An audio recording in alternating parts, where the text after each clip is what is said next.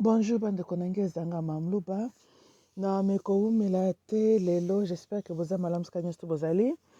Na fanda ki mwa mikolo dans le silence et j'étais en train de réfléchir, bande konangai. Boyebi na koloba problème ya DRC, eza binomoko peuple congolais, oui. Boyebi, parce que tomato kita. Cet endroit-là, DRC, Congo-Zaïre, est un endroit béni.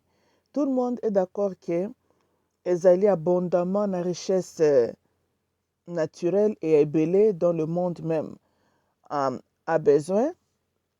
Kasi mpona nini bino bakolo mabele wana bozali komona bénédiction wana te, bozali kovivre yango te? Pourquoi êtes-vous un peuple pauvre?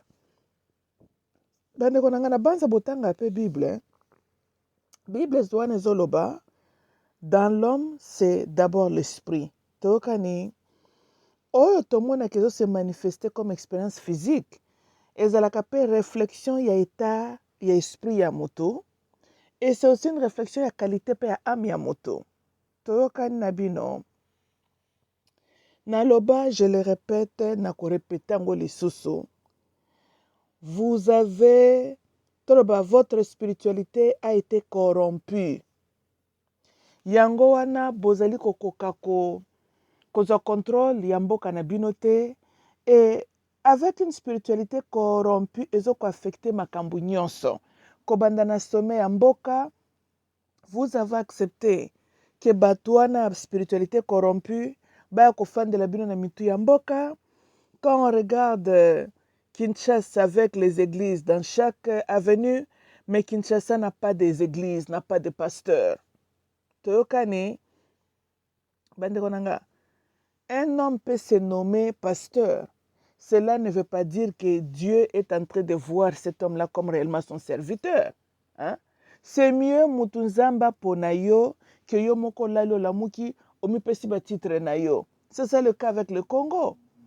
Yes, il y a des pasteurs dans chaque avenue, mais on peut aussi dire qu'il n'y a pas de pasteurs au Congo.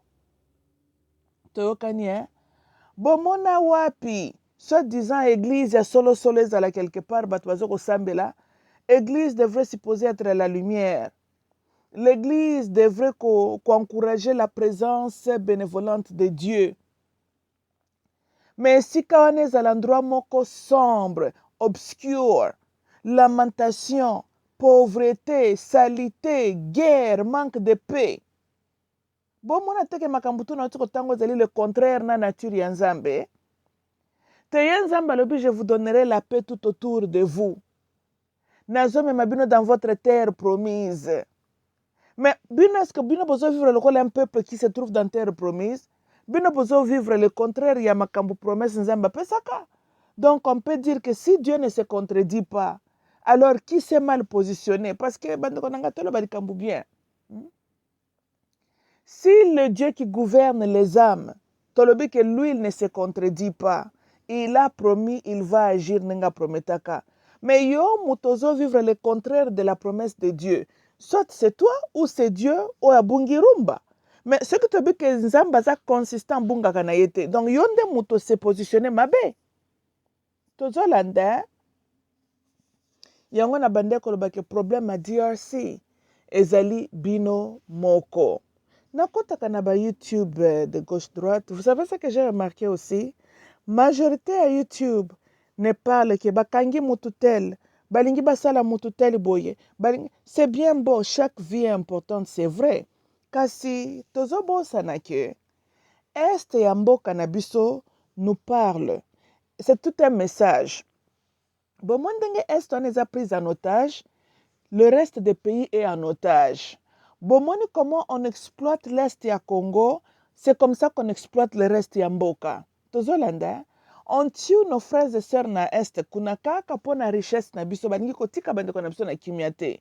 Mais ezali réflective, il y a tout ce qui se passe dans tous les étendues de la nation. Même Chilombola, c'est un serviteur. Il y a un système de ce monde ba plaça ewana. Et vous avez une corde autour de votre cou. Vous n'êtes pas un peuple libre. Bozo bénéficier de la richesse na binote. Vous n'avez pas un gouvernement qui a le souci pour vous. Mboka en otage. Makambo, il fallait qu'il te le belle la peau na to ningisale que le système là tombe. Mais ceux qui bakangi XY, mais banani bakangi bango. Les gouvernements qui représentent le système là. Bao bazo boma bande connexion na est, banani avec complicité de qui? Le gouvernement là est en place, ba yebi ce qui se passe na est. C'est quoi alors la solution? Que le système tombe. Mais quand nous passons toutes nos énergies, bakangi XY, ok? Nous condamner la manifestation et problème. Automoni bakangi tel. Mais les kambu ya Congo bandi na bakangi tel te. Parce que t'as libéré. Supposons bakangi, tu peux ça exemple. On a arrêté Mike Mukeba, on a arrêté Daniel Safo. Mais avant leur arrestation, c'était quoi la situation au Congo? C'est quand eux, ils étaient libres. Il y avait la paix à l'est du Congo. Économie à Congo comme Kimalamu. Il y avait la stabilité bien. Kinshasa ezalaki ils ont fonctionné malamu. Et tango bakangi bango nde et plonger mboka dans le chaos, yango il faut to lobele la kaka yango parce que bango nde bazo tenir clair solution. C'est ça? Te. Nani bakangi bango? Government ya Chilombo. Bazo boma batu na est minembwe presque parti. Gouvernement ni neza en place ya Chilombo. Fulu etondaka na Kinshasa. Nani mutaza le président? Chilombo. Na koti na basita wana tala salaire à Chilombo. Nègre wana zoko gagné de là de 14 milliards de dollars par an. Tolandi, hein? Yo Congolo zoko kanga salaire no ezalaka nini? Combien gagne un docteur congolais? Combien gagne un professeur congolais? Citoyen d'école maternelle a gagné combien? Banquier na Congo zo gagné combien? Taux de chômage na Congo ezali quel taux? GDP na bino ezalaka combien? Mais votre président est un milliardaire. C'est le système. Hein? Oulia botele mela makambo modèle quel scandale et puis on se moque de vous. Tama tapena ntokita. El moko bolobako le monde bazomona makambo ele kana Congo bazolo belangote. Bolingi nani azobino sérieux. Tant bino moko nani boza peuple inconscient vous n'êtes pas sérieux. Bande konanga tama tapena ntokita. Na maele na bino. Bolingi banani bazwa bino au sérieux. Bande konanga. Non. Bongo bino. Boyebi te que comment le président peut gagner des millions chaque fin du mois, right? Mais aye la kabino solution ta mon côté à vos problèmes. Bozomo na bino changement te. Aye ki akuti guerre oh yo sur sa guerre on est allé avec la complicité de son père. Tolandi, hein? Et jusque là bozomo na nanu kaka clarté. Économie en mboka kutu na parlons pas. Ba jeune na bino ceux qui batangi ba silisi ba classe bazata espoir ya misala lobité makambia bo soto zo sala na mboka bo mona yangoti. Maintenant mayele na bino nyonso ezali na Yesu Christ na bino bokenda ko sala ba théâtre chaque dimanche avec vos faux pasteurs. Parce que je viens de le dire au Congo il n'y a pas de pasteur. Il n'y a pas une église au Congo. Mais c'est bozako tanga malamu Bible wana. Tokeka na logique biblique. Na livre ya Apocalypse, Revelation, et le banin, que sur cette église, 6 étaient condamnés. 6 églises bazalaki corrupted. Kaka moko. Ndezalaki épargné na punition. Sur cette église, kaka moko. Ndezalaki kosambela na busolo. 6 bazalaki condamnés. Nde makamtomo na même na Congo wanati. Nde na bino que ce qui peut église yango moko ezali elle ne se trouve pas au Congo. Boyebi pourquoi bandeko na ngai? Esika mwana na Nzambe ya solo azali kaka po na yo le bon Dieu peut épargner ta quartier no wana mobimba. Tolandi, hein? Voilà. Boyebi kaka lisolo ya Lot, Sodome and Gomorrah. Mais Lot était épargné pas parce que c'était lui l'homme juste, pas parce que c'est lui qui priait. Ezalaki pona Abraham. Mais Dieu ne prend pas toujours plaisir kaka ko détruire ba ville.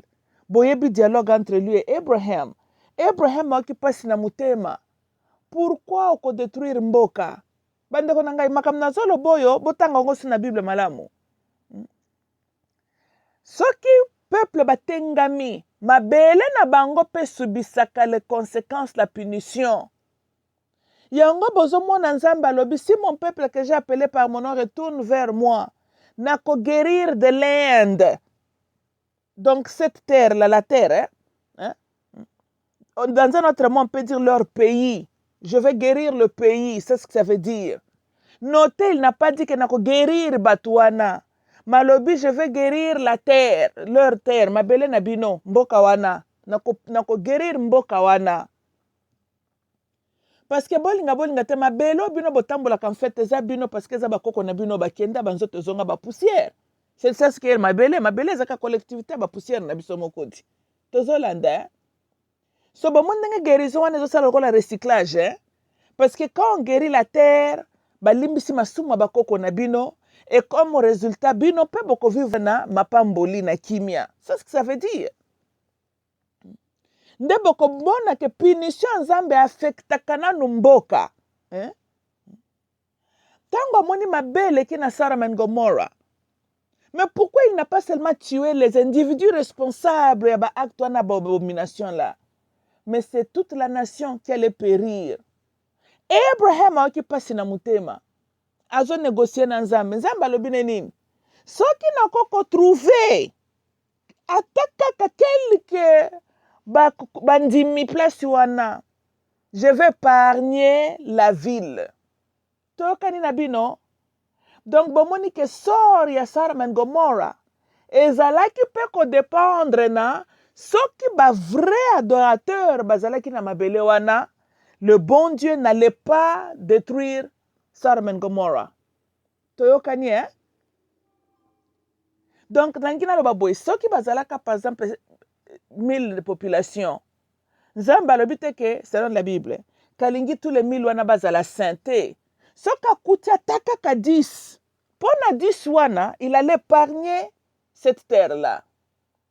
Mais hélas, kaloko abino. Nzambe tali gauche, tali droite, amoni ete.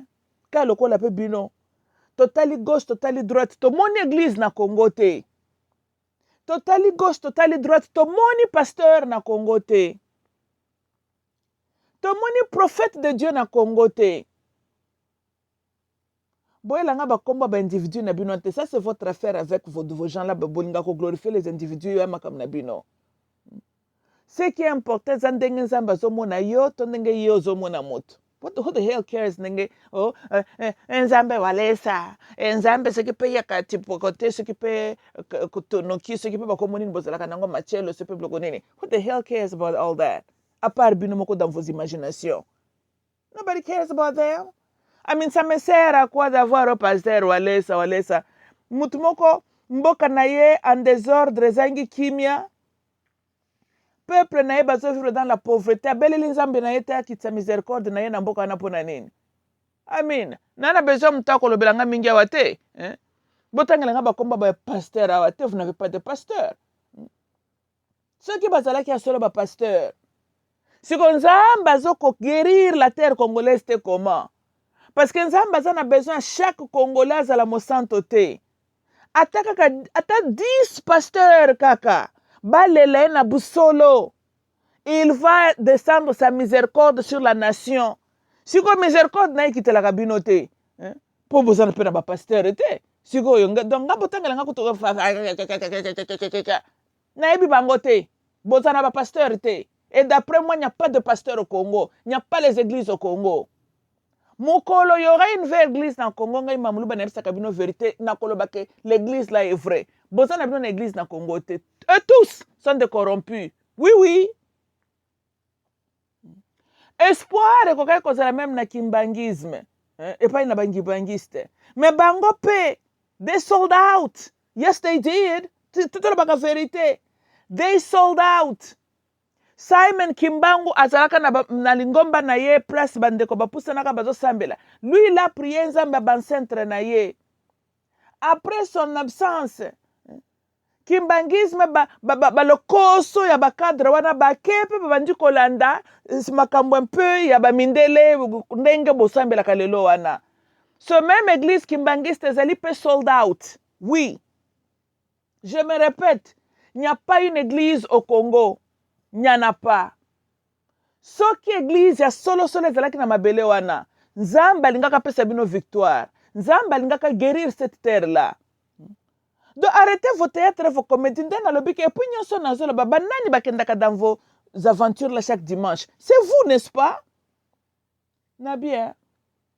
Ba comédie na bino bosalelaka bato chaque dimanche tango bokendaka ko sala ba comédie na bino. Bomonaka ba Rwandais kuna na kati. Bomonaka ba Américain kuna na kati. Bomonaka ba Français.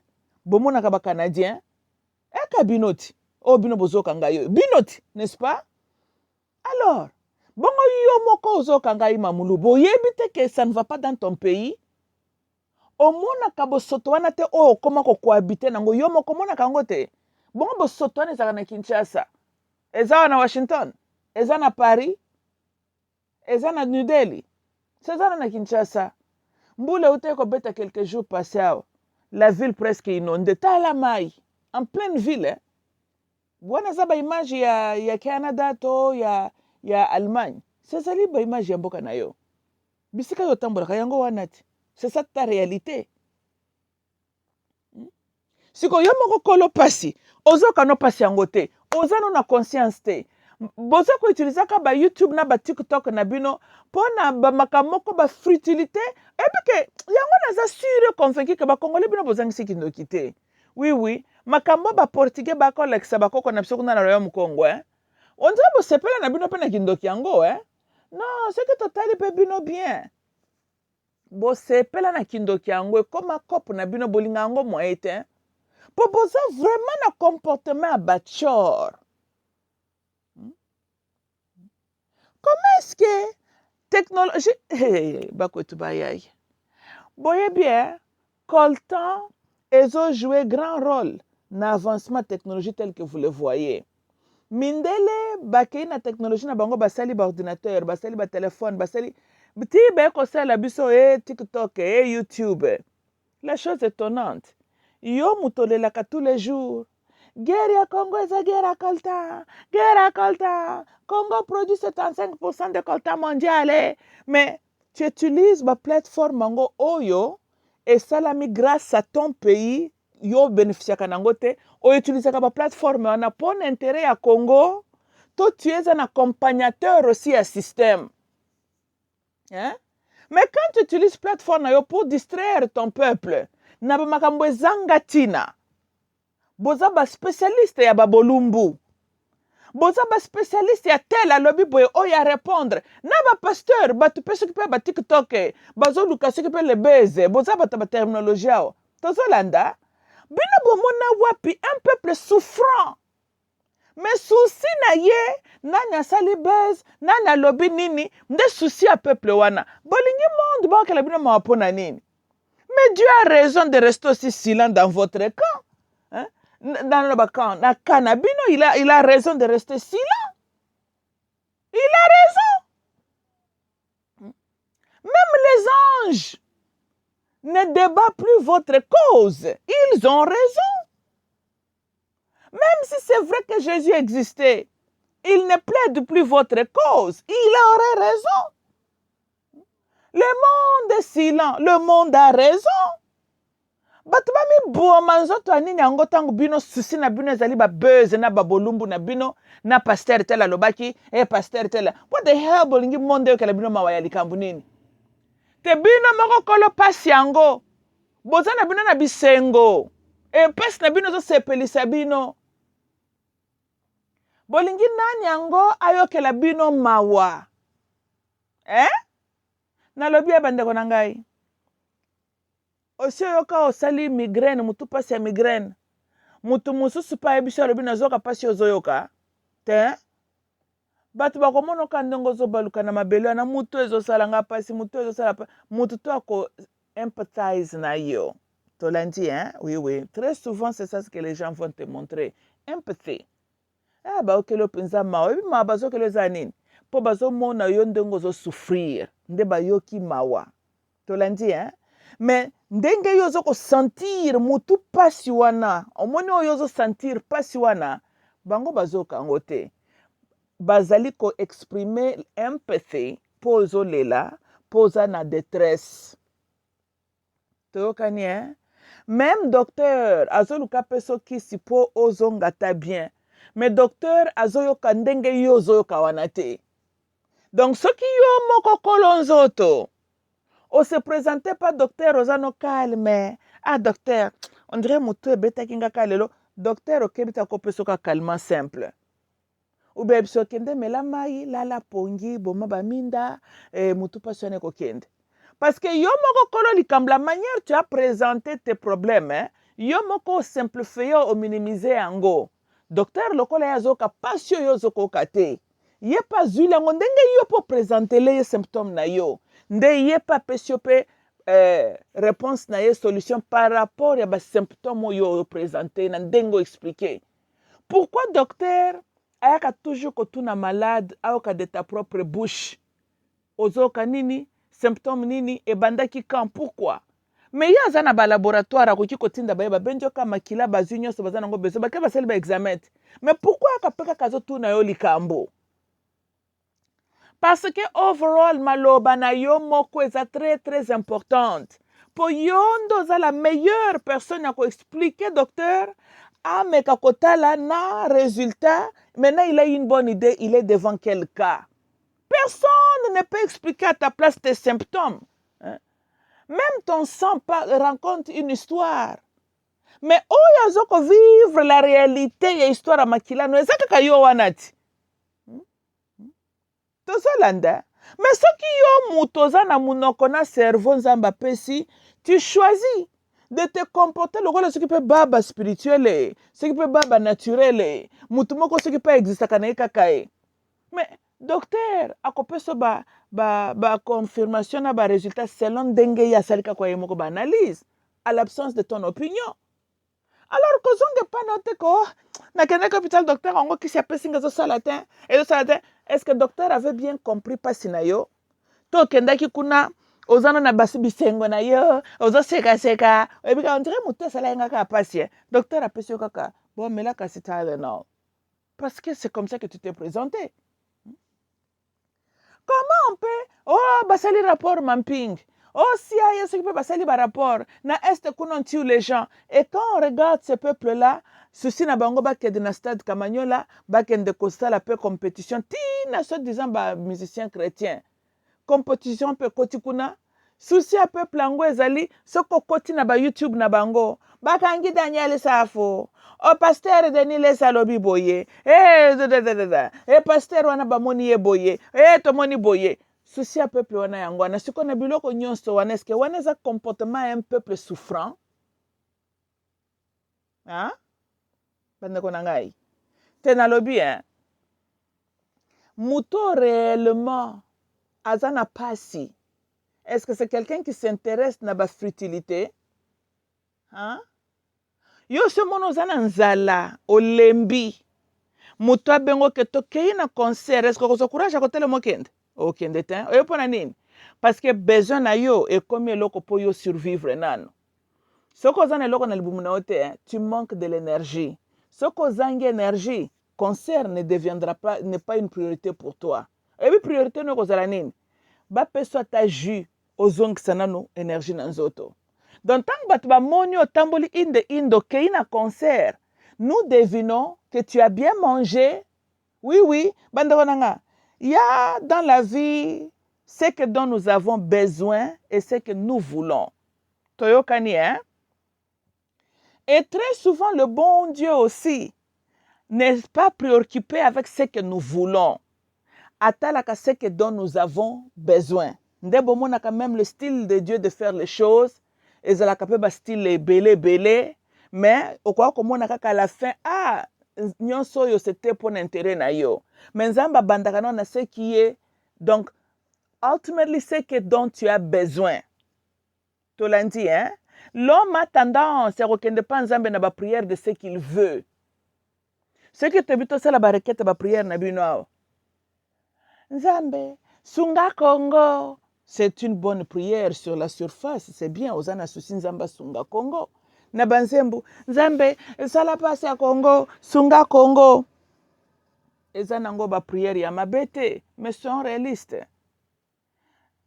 Qui compose le peuple congolais? Congo est occupé par qui? Par son peuple, n'est-ce pas? Ok. Il ne faut pas dire à prier à Dieu ce qu'il connaît déjà. Tokane. Il sait qu'il avait créé une terre qu'on appelle DRC Zaïre. Il est au courant de ça. Ayebi, toute la richesse qu'il a mise dans cette terre-là. Ayebi. Tokane, hein? Son Zambaza préoccupé na mabele à Congo parce qu'il n'y a aucun problème avec la terre congolaise.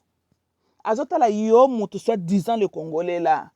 Et quand Dieu voit tu es spirituellement ignorant, hein? Oza zoba moko bo spirituel ba sakanaka no pa ba pasteur, oyebi kutu nzamba ngote, oza lokola manuvel moko ba fini oyebi kaka prière, nzambe tala pacha Congo. Yo ko sambela tata ke nzambe fungola conscience na ngai. Ba prière peut-être la malamu ko saleza ngona, parce que ce qui bongo na yo fungwami. Kasi yo ndoko tonga siko Congo angoti. Bongo Congo ko tonga mana beta mantalo bozalaka nango wana nde makambo ko tonga Congo. Mais pour se retrouver là avec les Chilomboyo. Et ça que ces réflexions état mental na bino, votre état d'être. Nde sali bo se retrouver na ba aventure tout bazo sakana na bino. Qu'est-ce qui a changé avec vous? Ba prière pe sakanzambe kande sa ba prière a motindo yo. Nzambe tala pacha Congo. Mais avant 1997, avant ba 10 minutes en otage, tu étais là, n'est-ce pas? Comment tu t'es retrouvé avec ces 10 minutes ici dans ta vie? Faute ignorance na yo. Aussi bongisi mayele na yo. Te yo zo sala nzambe prière ata la passe à Congo. Ok, que Dieu travaille avec qui? Ozo pesa nzambe loko nini a travailler nango. Quand ton cerveau n'est pas disponible na nzambe, yo moni a travailler parce que la terre congolaise na oti koloba assez à sala. Tala na ede bino mwa mukie botika ka koyebisaka ya sunga Congo. Tolandi hein? Geologist ata moko te koyebisa bino tomoni mabele ya Congo ko s'effondre, richesse kolimwa, désert ezoya na Congo, banzete kuna na forêt équatoriale ko kangama. Nobody told you that.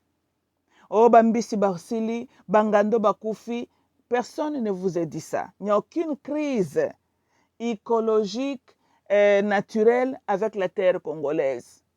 La terre congolaise is just fine. Toyokani, ndenge nzamba salaki yango cette place là n'a aucun problème. Et puis kindoki na bino wana bokenda ko lia soki pe wapa dans de vos églises là. Botika ko yaka ko luka ko locataire wana. Et puis boko loka pe yango te. La terre congolaise est une terre inlocable. Oko loka yango te. Toyokani hein?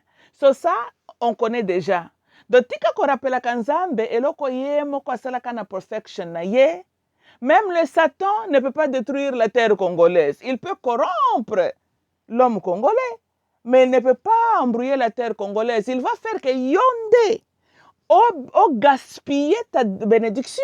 Mais ça, c'est toi en train de le faire. Hein? Ce n'est pas parce que la terre a un problème. La terre congolaise n'a aucun problème.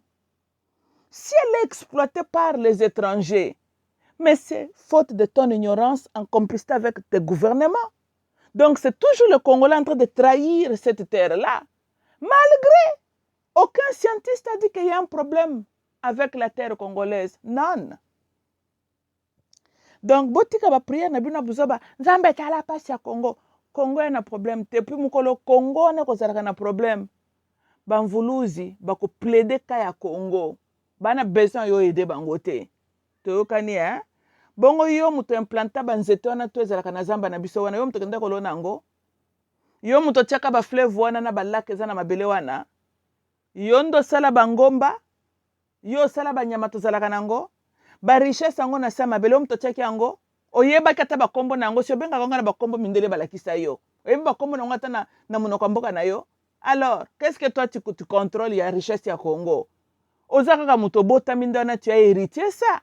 Mo contrôle ka yango te osala ka pe yango to place ka pe yango te wana ali solo na nzambe toyokani yo par na yo ezali ozande conscience ko pona oyeba ko bénéficier na bénédiction na mboka na yo donc ba prière bino boko ko sala ya malamu eza ko senga nzambe asala bino ba bongo ezonga normal neti azongisa bino conscience aillumine soki mpe ndambo ya mayele yango ezalaka na kati na bino mwa ndambo wana aillumine apelisa susu flamme en vous parce que bino na bamort boza presque identique sauf que bino bozopema nanu ebongo coexister veut dire que tu es en train de vivre. Exister, tu n'es qu'en train d'exister. Mais tant que ton état d'être, ezaka lokola nzete. Nzete eza morte, te eza pe vivante. Omona kango te soko pepa, eza vivant. Yo ebi différence entre nzete morte na nzete vivante te. Monso mona nzete vivante qui existe et lobi bon, na ke kotonga building quelque part. Non. Et ce qui peut salir pe nzete te na bien. Un jour peut-être kokauka nango pe n'est-ce pas exister que puis lobi ezali susu te. Ndebo bino bozali te. Bongo bino bo vivaka. Bozalaka na mayela kotonga mboka na bino. Bashina bakoya kotongela biso. Bashinois. Kuna na Beijing kuna tangu bango batongi ba pont biloko na bango yo kende kotongela bango. Bango baza batu te. Te chinois za na makolo mibale, yo ndo za na lokolo moko, to za nango misatu. Yo za na crâne, yo za na nini? Likambo za c'est la substance. Ye azosala la cerveau na ye ayo mabolongo na se yezu tala pasi ya Congo yezu tala pasi ya Congo bomoni tu bafarceur bapasteur na bino oyo bakasi bakende na biloko na bango na Beijing bamonde bosila na bango bakende kobebisa bongo ya bachinois pamba bachinois balalaka te bazotonga butu moi en train de travailler bokende kopolue makanisi na bango avec vos farceurs de pasteurs ici avec vos chantres. Balingaka ba comédie wana te pa ina bango. Donc vous voyez que bino moko bolingi pasi na bino. Le Congo n'est pas en train de souffrir. Non. Yango bomoni bato baokelaka bino mawa pete, bakipaka pe bino te. Parce que mutu tu ayebi there's nothing wrong avec Congo. Rien, everything is fine. Congo est un pays riche, scandale kutu. Mais c'est le peuple congolais qui est un peuple médiocre. Un peuple pauvre en esprit. Un peuple animé par milimu ya mabe, bachor. Et votre état d'être, ndebo moni ezali ko se exprimer, tibo komi ko cohabiter na babuchafu. Vous avez des aventuriers, tal. Ozo komisa wakantambala, mowa mai, mokwantambala est un milliardaire. Oui. Et bien comme milliardaire, ce n'est pas le royaume belge qui lui a fait un milliardaire. DRC did. Yep. Ayaka zalaka milliardaire, he became one, nekara 6 ans. Oh non, salaire n'a 1,4 milliard, I'm sorry. Matande ngwana bo multiplier ngo par quoi 6-7 ans qu'il est là. Ce qui est sûr, c'est un milliardaire. Either way, azala 5 milliards, 7 milliards, he's a billionaire. Boyebi akomi billionaire wapi? DRC. Yep. Vous savez quoi d'autre? Votre économie par terre. Mbongo na bino, aucune puissance. Chilombo za milliardaire pas en francs congolais, in US dollars. Tolanda. Yep, na dollar américain, he's a billionaire. Vous savez quoi? Taux de chômage, toujours très likolo. So, l'homme n'a pas résolu que bio pour kozomsala, ozala na assurance, okape ko organiser vie na yo. Aza kunate, tolanda. Parce que y a comme milliardaire comment? Mais yo, ti kalika ka pauvre. Toyokani, mais tu te mets là, moko antambala, moa mai, mashapa mumenu. Kasi lokola za makila minu na yo. Bolobaka ni ndamba boka ndamba melaka oyo meli wana. Kasi tondisa yoti. Zwa ba vitamine vimba, comment développer, comment muta bien. Kasi zo komela makila minu na yoti. E komelo bilei. Ce qui peut mono tondite buka minu misone tikali tu as 32 dents dans ta bouche, n'est-ce pas? Ce qui mokonde bukana ki ozoboa komeli ndambo. Buka le 31 mso etikali wana. Comme ça zala na ba vitamine tout ce que dont tu as besoin pour ma kilo yo melaka wana kasi ndeko peso tous les vitamines nécessaires. Poza maele mingi te. Tolanda. Mava yo le lanzala makila na zaki na kati ya munoko na yoti. Mais tu avais faim. Sikolokola crise moko yo komeli yo na bimakila ngwa munoko ya minu no mela komela kango na circonstance nini. Bande kona ngai. Yango na zolo bake bebika na bino zaka moko je ne pense même pas qu'il y a un espoir avec vous. Hein. Oui, je peux oser même de réfléchir qu'il n'y a pas un espoir avec vous. Tolanda, nalobi boye. Oh, machapa mumeno. Bolo biango bia makila amino, hein? Ok. Nga tuni boye. Na 32 dents na ozanango. Quand tout est correct, tu brosses bien tes dents, ta bouche, tu as une bonne hygiène, tout va bien. Makila bi makana na minu na yo? Non. Makila na bi mi pona nini? Parce qu'il y a une crise qui est arrivée. Trauma. Soit tu vas beaucoup de coffee, soit melino ane longwe. Tolandi ende bwetangwe longwe. Nde makila esopani. Mais le kolo okokobwa kanyos tout à cause ya bisika pe salameli. Ndambu tu es obligé à komela. Tozong sa sou lino ane esika nango. Avant lino ane longwa, ton sang était là toujours en toi, en train de circuler, nenge circulaka. En dessous de cette dent-là, il y a des petites nerfs qui transportent aussi le sang. Quand le système fonctionne, ezali trauma, nde sali ke makila wana mona ngo siko na libanda. Tolandi, hein? Donc, bota la pe makam na angle wana. Bozula ngo ka na angle moko kaka to azaka ka ndeko na biso te. Makila wana aline bimio parce que there's a trauma qui s'est passé avec la dent. Toyokani, hein? Quand tu es calme dans ta bouche, makile ke neko bimona lino te. Toyokani, de fois il y a un bagaboti kaka moko ba émotion bozaka nango buzo ba bo réfléchir loko batu normal. Makila lino eza lié na trauma moko esalemelo na lino. Parce que la bouche n'est pas un endroit kaka for no reason obandi ko saigner, it don't work like that. Toyokani, hein? Donc chilo ombo na bino lokola yaza makila aminu na bino. Because he ain't mine. Tokani, hein? Mais il représente trauma, non? Et là, comment on m'a comme éliminer na bino? On va makila mbozo monati. Oh, macha momeno. What the hell? You also can pas dentiste amon makila na monoko na pese félicitations. That's a good thing. On voit le sang dans ta bouche. That's very good. Also ka ba biso rapport wana. Zo ki dentiste a fini ata na gam na yo makile bime, ça va signe infection. Something is wrong. Yangwana makile bime na monoko noti. Bonga bima rapport parce que tout va bien dans ta vie. Et puis, ce que tu as poussé sur ma canis nabiso, mounoko basakana kanangote. Parce que infection dans la bouche peut même, comme mon barré cardiaque. Oui. Il y a des nerfs dans ta bouche qui se connectent. Tu es connecté à des nerfs, même si c'est que tu as kota mutema. Ce qui trauma na mounoko is not taken care of. Oko qui peut reconnaître la nécropole. Voilà. Parce que vous sous-estimez quand ma camion se vous raisonner superficiellement. Botala makampe na angle wana c'est vrai. Ndeko na yo azalo kola ta sali mabe obwaki ndambo komela kaka c'est vrai. Mais tu ne dois pas négliger que makila oyo zo mono zo bwaka oyo eza parce que loko moko mabe komeli linu na yo. Tozolanda, voilà. Et tu dois chercher à trouver aussi une solution. Sikoy Chilombo totala ye, bloko la bo adopter bolobi azande ko nabina muluba. Ça c'est votre choix. Parce qu'il n'est pas mon frère, c'est un traître et puis c'est un sang étranger. Nga boyela nga bablo nabino pamba na boyo saka batute na zo fonctionner na angle nabino wana te. Soka zalaki ataka asala makama malam nangana ba to zabiso na biso ba africain. Ah pa esa zo makama mabe aza étranger 100% confirmé. Ndenge pe tatana ya bandoka nga batu ba étranger. Bomo nango pe mabete. Ye pas étranger. Oh, ndeko na bino mashafa mumeno. Chilombo représente trauma. Tolandi, hein? Vous étiez traumatisé. Na chapitre de Joseph Kabila. Tokani.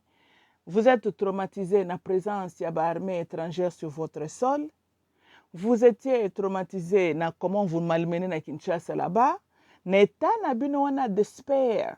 Nde Chilombo a se manifester comme votre président.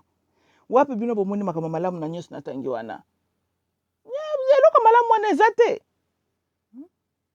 Ebongo makila na ngai akoko mizalele sika ye pazate foka ka ngana kende ko sanze na mnoko. Mpona mona ke makila na ngai yangoyi. Tango na fandi na ngai bia makila zo sala musala nango sanke ngana ye bango ata mabe ezali wana makila na nga te foka nazo chama na munoko na change tuk nde na moni makila na nga na msaka bino bozala kaya moko normal toyokani problème à DRC eza bino toyokani tango boko changer votre manière de raisonner boko tia bato yo baza compétent na bisika ebongami pour l'intérêt commun ya nation. Bino peuple, quand vous arriverez na Tawana, boko demandaka rien que le meilleur bakamba bino. C'est vous le peuple. Teokani, parce que le président représente son peuple. Un peuple qui a hier appelé Joseph Kabila Raïs sur base de quoi? Emotion. Non, tout sur la paix. Joseph Kabila, azalaka s'occuper de l'armée, s'occuper de bloco nini. Mais nous avons combien de soldats dans l'armée? Bango tout bakoko comme président, pourquoi? Hier, c'est parce qu'il portait le nom de Kabila. Tolandi, hein? Encore une fois, un peuple émotionné. Just because son nom était Kabila, Yango Bondima qui est, même s'il n'avait pas bien compris les enjeux du Congo, mais comme son nom était Kabila, Bolobia a toté Azamwane à Kabila, sur base de quoi? Et qui était même Laurent Kabila? Un rebelle. Mais quelqu'un qui obtient le pouvoir par la rébellion, c'est bien aussi, n'est-ce pas? Mais Azo tient même la démocratie en jeu. La démocratie est tendre. Non, Kabila bolobela ka démocratie a lokola ba verset na bino biblique bo mémoriser la batwa. Si seulement boye baka la fragilité de la démocratie. Ndebo sakana kana mboka na bino ndebo sakana kana ngwana te. Un peuple conscient ne peut pas accepter mutu ataza na intention na ye bando nanga na efsa kabino chaque fois ceux qui boke na nécropole majorité batu bazakuna na nécropole avait de bonnes intentions. La bonne intention ne te suffit pas toujours. Il faut avoir un raisonnement pratique. Koyeba kotala qu'est-ce qui est devant toi? Toyokani boyebi batu boni ba se retrouver dans la détresse. Dieu reconnaît que ton intention était telle, mais ça n'exclut pas la conséquence. Ta bonne intention n'exclut pas une mauvaise conséquence. Toyokani, oko kendo ko forger na lobi Samson, n'a pas exemple de terre à terre. Samson, son intention était bonne avec kotomba mourir na Delilah, makanisi ya malamu, mutema ya malamu. Mais quelle était la conséquence? Alors, est-ce que ça exclut Mabé comme elle parce qu'il avait une bonne intention? Il faut être réaliste. Il faut être réaliste. Il faut avoir conscience et habilité pour réfléchir. La bonne intention est bien, mais ce facteur-là est un gomoko. Eko sovakayote. Toyokani, il faut être réaliste. Toyokani. Il ne faut jamais te placer sur un chemin de danger parce que ça na motema ya malamo. Ba Congolais baza peuple hospitalier. Congolais ibine kaka masanga na ye, musique na ye, a dérange kata ki paka na ye te. Wana boki digi bale bitu za batu malamu. Congolais za kana motema ya malamu. Ya solo wana, kasi na mitema na bino na malamu, vous savez quoi? Oh, tala bango bana malamu yango ba Rwanda ba koteli bango na mboka. Bravo! Batu malamu penza. Naki batu malamu na bino wana, yango le banyamulenge bangi baboto la bino est ya Congo. Wow! Batu malamu to betela bango maboko. Just wonderful and beautiful people. Bete, na mitema na bino na malamu. Yango Laurent yeli bino ba étranger, he felt right at home. Ils étaient le bienvenu bo beteli ba étranger maboko, étranger simbelo mundu ka kotelo na mboka, o betele maboko e bise soyez le bienvenu. What a beautiful people. En tout cas, vous avez mis malamu. Avec de bonnes intentions. Right? Vous savez, vous comptez mort combien? De temps où intention na bino zaraka malamu na 97. Bino peuple hospitalier, bino peuple mitema ya malamu. Boyambi ba na arme na mboka na bino, bo betel bango maboko, bo lexi bango nde bino nde bato malamu na mukili ya batoyo. Kasi bino nde bato bokokota kana lolati. Bino boye bakute que ce qui nous fait le salam ezalaka pona bino. Parce que vous êtes contre la nature elle-même. Mais l'enfer sera créé pour Nabino. Majorité des résidents qui auront occupé l'enfer, c'est le peuple congolais. Oui, oui. Vous êtes à combien? 100 millions. 99 millions,9 iront dans l'enfer.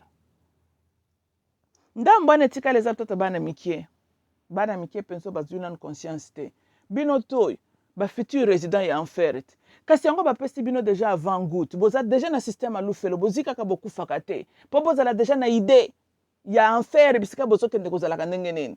Et puis boyebi loko ne kende mabino na enfer. Po bozana no. Omani ki bozoba na bino est un crime naturel même. Oui, oui.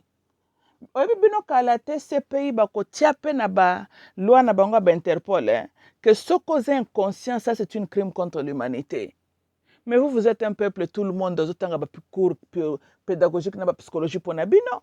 Vous êtes un modèle de peuple que personne ne doit imiter. Aucune nation normale ne peut imiter vous. Pour bango peut pas se retrouver le bino.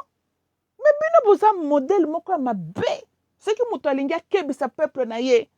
Que voici comment bokoki kozala te. On utilise vous comme la modèle. Bongo bino ba utiliser comme la modèle ya malonga. Bino modèle na bino za ko kebisa nde peuple msusu tala bolanda bango te. Tala lelo ndenge bazali. Nde exemple na bino yango wana ti. Kala te votre manière d'être kozala considéré crime contre l'humanité. Et puis kala te ce qui yezo kozonga ka bino boye baka ke bozo kende feu vert lufelo. O yezo lobaki maître apamboli mutu mususu azwi aye richesse ake kukunda na sama bela saleli yango lokote. Lokola binoti. Maître ayaki abotoli ye yango. Kaka lokola binoti. Heureusement bozalaka ta mwa maele muke boyebi verset wana. Version na bino. Boza même chose bato maître avait rejeté asilikelaki. Lokola ka binoti. Peuple béni, mais qui n'a pas la conscience, la sagesse et l'intelligence d'utiliser sa bénédiction. Atiki yango kundamana sama bele. Pour c'est la mantaka. Yezu tala pasi ya Congo kasi yezu nde ingénieur.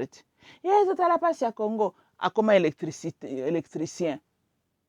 Te abongwana akende ko sécuriser ba frontière na bino po yenda formaka ba armée. Boete yezu formaka ba armée. Tura liboso yaki abandaki na armango na Israël te pona nini. Oyo armée oya kotinda po ba kobundela bino. Chilombo kutunenga azana nzambe kutalingaka yete ayebi ete chilombo azana ba pacte na ya sala. Mais bino lokwa boape ba aventurier spirituel. Oui oui, vous êtes des aventuriers spirituels. Nabi abende konanga Osho mona moto spirituel a solo qui se fait tromper par les faux pasteurs. Mais parce que le pasteur et vous êtes la même chose. To critikaka kaka ba farceur ba pasteur nabino. Mais barenyaka sur qui? Bosubo ka ba pasteur nabino ba fanisi bantabana ba même dans leurs églises. Et ça kabino, n'est-ce pas? Banani bazo ko encourager ba pasteur na ba komandenge bazawa. Eza bino te. Banani bakendaka ko betela bango maboko bazo ko kumisaka bango eza kabino te. Vous êtes des farceurs comme vos pasteurs. Et ce qui nzamba yebi ata ba église na bino wana te. Ça veut dire na bino na ba prière na bino ayebi ne pe bino te. Na lobi bo matabo kita. Hein? Même yenzamba lobaki soka kutaki ataka ata 10 saints na Sodome and Gomorrah alingaka épargner la ville. Toyokani voilà. Makutaki bangote. Na livre Apocalypse sur cette église. Kaka moko ba trouva qui était dans le bon. Les 6 églises étaient à côté. Bomonika ya Congo. Si il y avait une vraie église na Congo, pour na ba vrai adorateur wana, Dieu allait guérir la terre congolaise. Tokani, hein? Mais cette terre-là est sous traumatisme. Elle est blessée, ça on doit le reconnaître. Elle demeure dans cet état-là parce que quand on regarde gauche, on regarde droite, il n'y a pas une église na Congo. Il n'y a pas un pasteur na Congo wana. Toutes vos églises là, toutes vos églises. Boza lokola les 6 églises ya livre Apocalypse. Tolanda. Bo continuer na ba émotion na bino botikate. Makamna uti koloba oyo. appartient à bateau baza na conscience na bongo. Tolanda, bopona. Ceux qui bomoni bo nourrir ba cerveau na bino, na ba makambo ezanga tina ya ba YouTube na ba TikTok na bino na ba pasteur na bino, c'est votre choix. Mais boti kaka koselamante que batu batika bino, boza lokola bana abandonné. Yes, on vous a abandonné parce que vous n'êtes pas un peuple intéressant. Vous n'impressionnez personne. Même le Satan n'est pas impressionné par vous. Tokani, tout commence avec vous.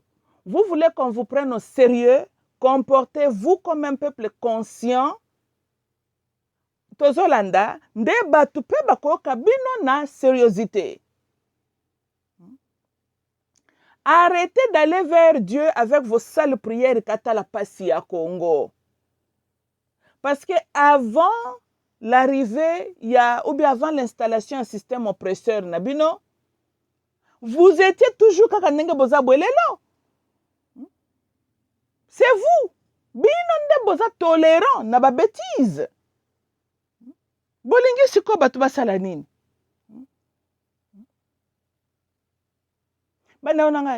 L'univers a ses lois. Naël Kabino chaque fois que Dieu est bon, il bénit et tout ça là, c'est vrai. Mais Bozobo, ça n'a que c'est un Dieu de principe. A établi ça, ba loi na ye yo mutukoya ko changer yango te.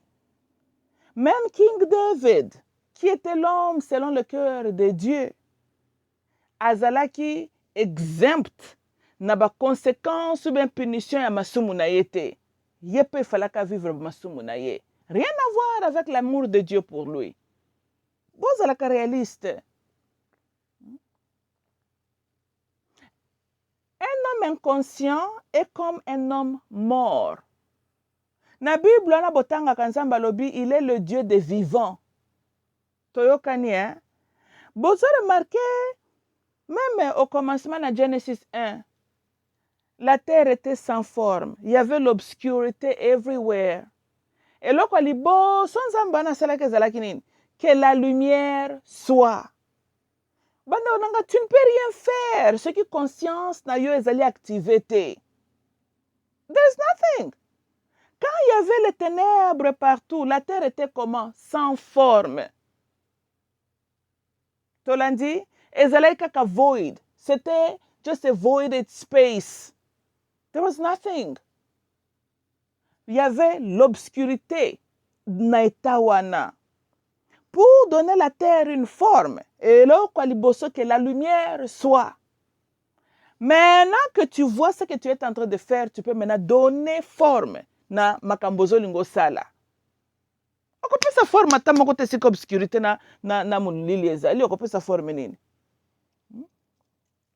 Bino babitu na kate comment Dieu le créateur omniprésent omniscient. Mais il pouvait faire l'enzété, séparer les choses, même l'obscurité, parce que lui-même représente la lumière. Boité, mais que la lumière soit. Avant toute chose, que la lumière soit. Tolanda, car le Seigneur Dieu tango sali Garden of Eden, azu Adamo oya salaki na terre, na zelo, tango Adamo azali clay, aza mutu maza mutute. Il fallait qu'il kopema na kati na ye souffle ya conscience pour Adamo akoma un être vivant, a living soul. Toyokani okoko sale lo kwata moko te soki conscience na yo ezali éternué. Bobani éteint, whatever bolobaka.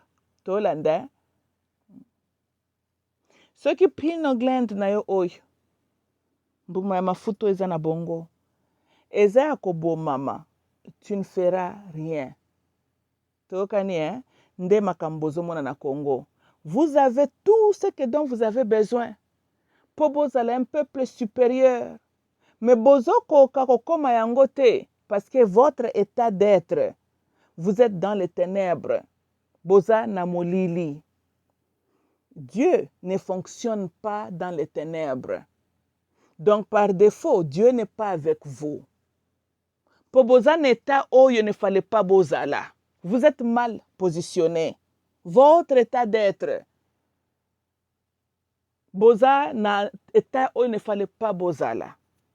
Si seulement bolukaka nzambe na bino ya solo na mutema moko en esprit, ako éliminer bamayele na bino. Vous êtes devenus des serviteurs, des servants, faute et ignorance na bino. Et quand on regarde même vos théâtres là que vous faites chaque samedi avec soi-disant vos pasteurs là, nde na biba ndeko na ngai, bino moko, sort ya Congo, c'est vraiment entre vos mains. Bo mi libéré na kindoki wana boliaki. Po ndenge boza na kindoki. Oui, boza bandoki. Mais bo mi délivrer. Tolanda bino nyonso tu boza na mayela okendo sala bato mabete, mais boza bandoki. Ba conscient de bandoki comme les politiciens et les pasteurs. Wana ba bandoki conscient. Vous là, vous êtes les ndoki inconscients. Bolongwa na votre état de ténèbres na bozala kanango. Tokani bokota na kati ya lumière. Tokani ana lo bape ba lumière alokuta te. Oh, Lucifer apporte la lumière, Kasa apporte la bino lumière. Tala ndenge bozalaka. Ceux qui ont un discernement, donc ils vont distinguer la vraie lumière et la fausse lumière. Bino, il suffit de promettre bino kaka makambo.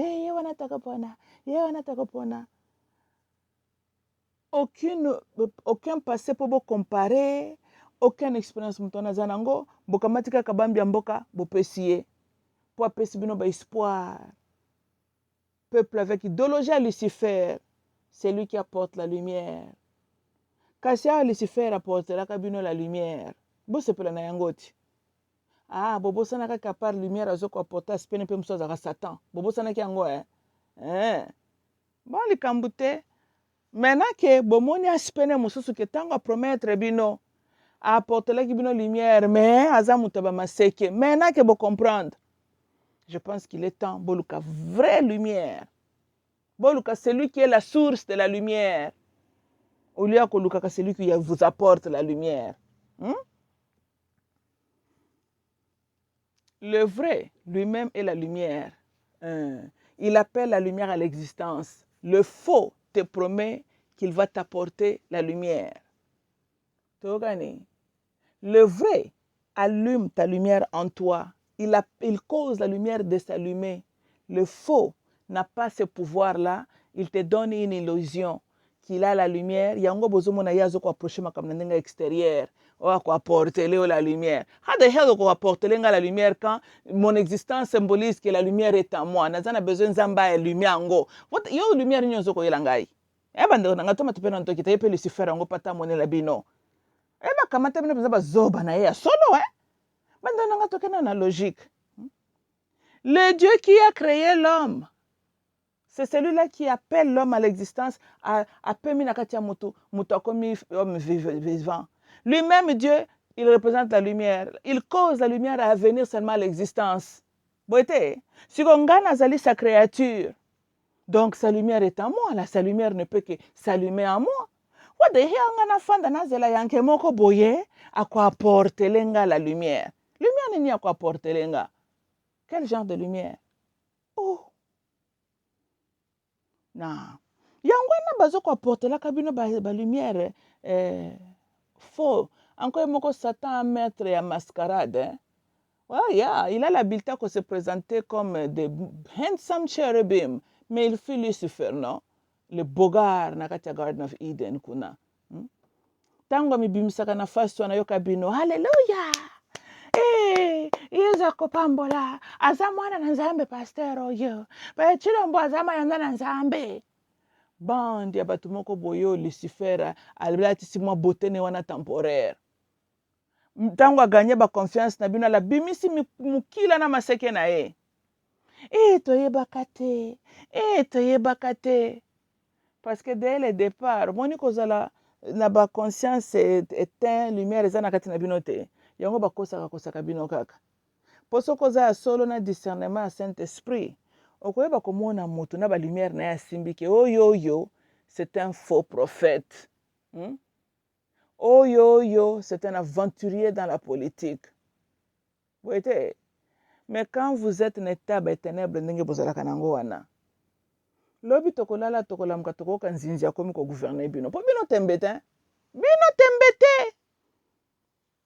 Bino tembete.